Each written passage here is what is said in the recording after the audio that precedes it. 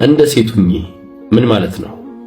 ውስጣዊ ውበትሽ እንደዚህ እንዲያምር እንዲህ እንዲዋብ እናትሽ ምን ያህል ዋጋ እንደከፈለች እንዴት ብለሽ ራሷ እናትሽን ጠይቂያት።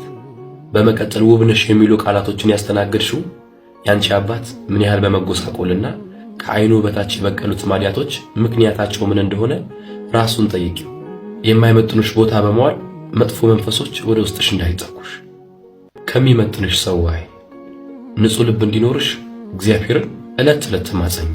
እንደዚህ አእምሮ እንዳሳመረሽ ልብስ ውስጥሽ ደግሞ ንጹህ እንዲሆንና እንዲያምር የእግዚአብሔር ሴት ማለትም ጸሎተኛ ሁኚ። በራስ መተማመን ካለሽ የምትወድቂበት ምንም አይነት ምክንያት የለም።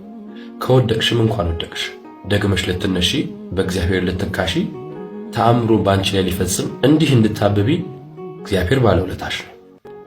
ዳርዳርሽ በእሾህ የታጠረ ይሁን የሚሄደው መንገደኛው እንዳይቀነጥፍሽ ውበትሽ እንደ ጽጌረዳ ሆኖ በሙሉ እሾህ ተሸፈኚ።